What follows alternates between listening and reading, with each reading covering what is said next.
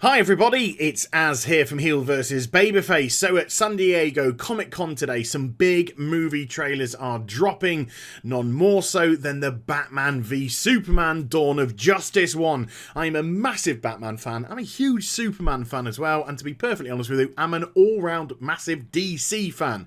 So this is a trailer that I've been very excited indeed to see because it's an extended one, 3.5 minutes of footage, and nearly all of it new to what we had seen earlier in the year, which was absolutely fantastic. New characters were added, we see some new storyline and developments happening which give us a good idea about where this film's going to go.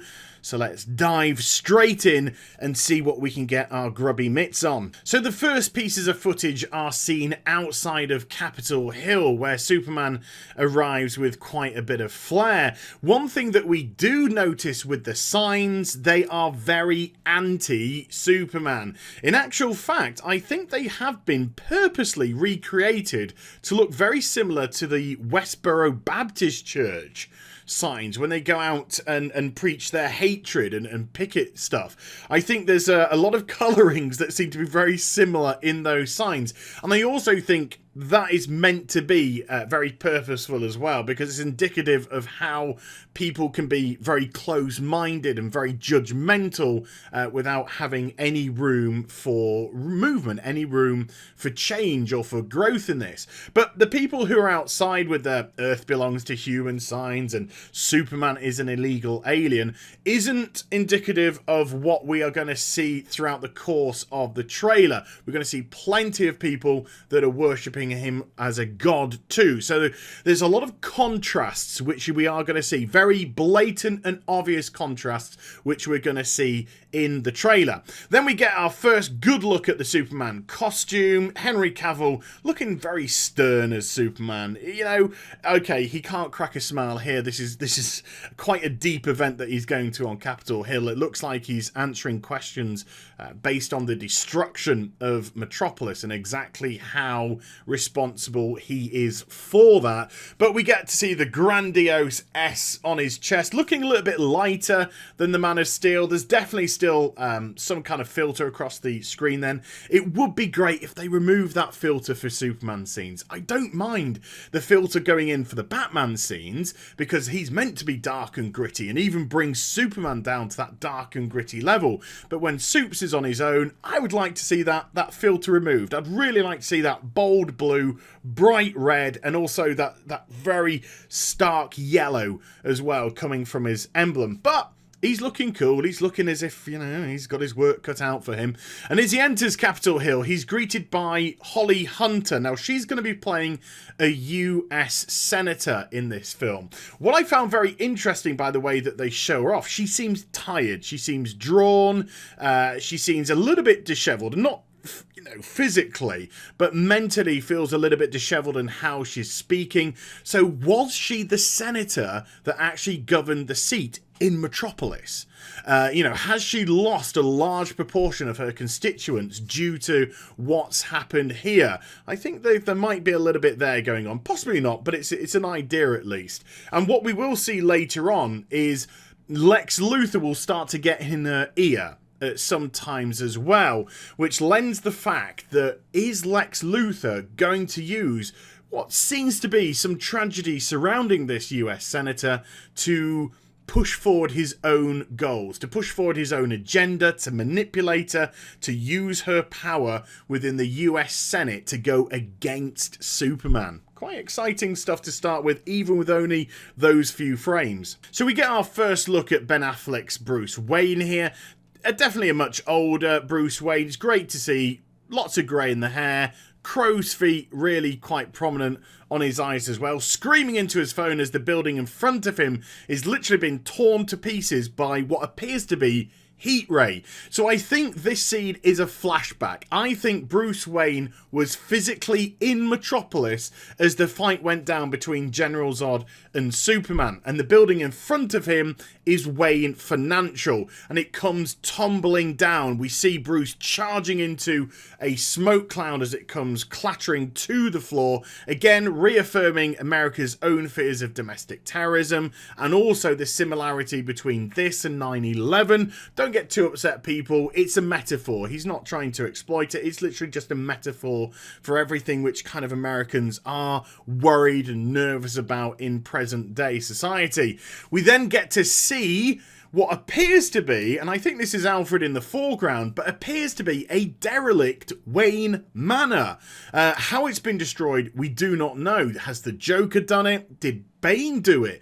Is there going to be some sort of Nightfall reference, maybe, in this movie? We do not know. They'll probably be answered later on. Quick look at the Batcave, looking all expensive. And then what I believe is going to be Ben Affleck's Bruce Wayne's motivation for a lot of the movie, and it's going to be about loss, and it's going to be about loss of family, which of course is a very prominent theme with Bruce Wayne, but it's going to work on multiple levels. In this instance, from this news clipping, we are seeing Bruce getting taunted. Is he being taunted by the Joker? The handwriting is rather erratic, but this loss of family is referring, I believe, to his Wayne Industries family, to the employees which no doubt were killed when the buildings came down in Metropolis, and there was nothing that he could have done to save them. He is but a man. Maybe that is the taunt going on here. But later on in the trailer, we will see some physical family loss, where we do get another flashback to the origin of Bruce Wayne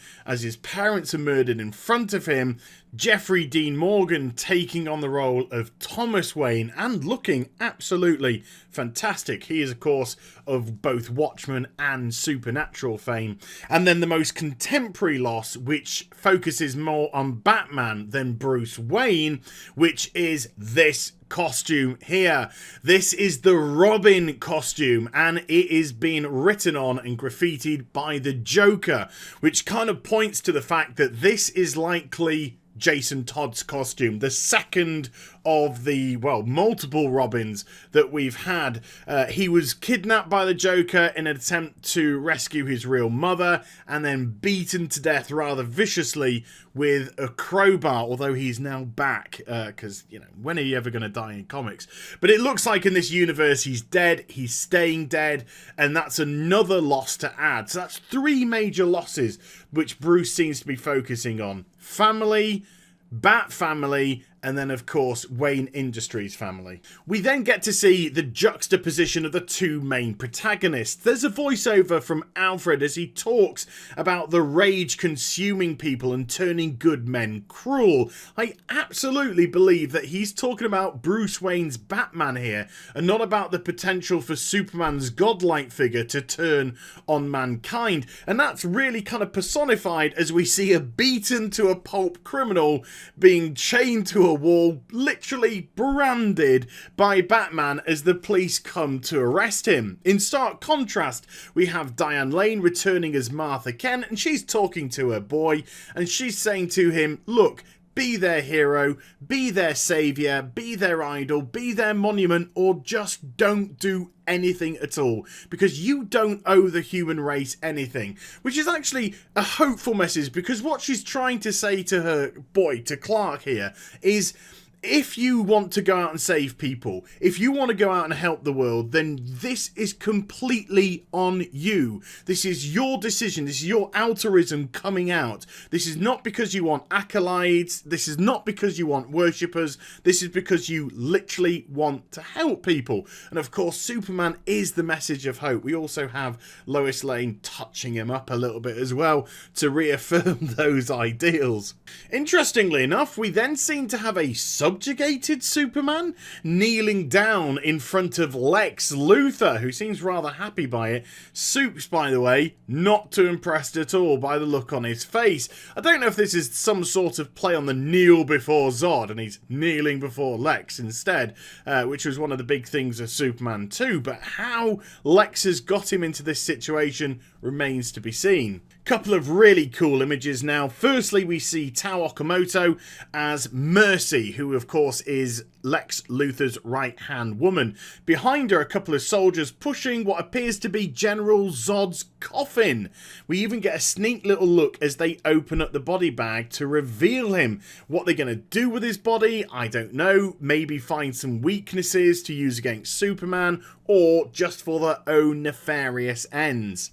Then stuff really starts to hit the fan. We get our first couple of images of Princess Diana, played by Gal Gadot, and then it thrusts us straight into an action scene of her in a Wonder Woman garb. And then she crashes her braces together, causing what seems to be an almighty explosion, which is decimating a landscape.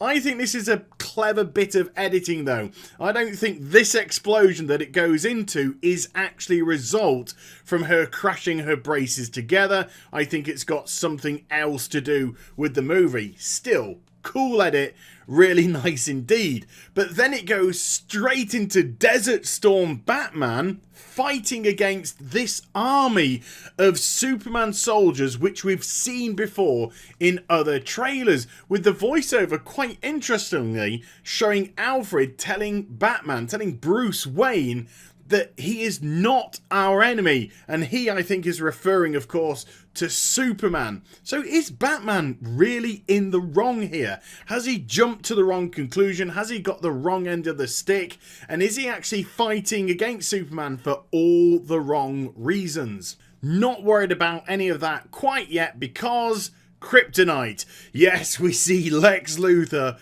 rather ominously looming over what seems to be a rather huge chunk of the item. The rest of the trailer literally hits into overdrive from here. We see a suited up, battle armored Batman smashing Superman through the skylight of a building. Wonder Woman gets knocked back by some unknown force. Who her conflicts against, we do not know. And then we see a very pissed off Superman, his eyes glowing red as his heat vision flies out and he tries to vaporize a non-armored Batman. And all of this is going on under the voiceover of Jesse Eisenberg's Lex Luthor. Very cleverly done so. He talks about night versus day. He talks about man versus God. It certainly appears as if Lex Luthor is a puppet master here. He is pulling the strings of this conflict of Superman against Batman. And then it all ends with a rather destroyed Batmobile and Superman ripping it open to reveal what seems to be a rather undaunted Batman inside. All in all, I absolutely love the trailer. It gave me a lot of hope for this movie coming out next year. Very pleased with Gal Gadot's Wonder Woman, and also very intrigued by Jesse Eisenberg's Lex Luthor. And I hope you enjoyed the vid. If you did, do give it a thumbs up and also subscribe to my channel. Follow me on social media and Twitch for live streaming. Those links are in the description down below. And I'll be back with some more stuff very soon. You take care, everybody. Bye-bye.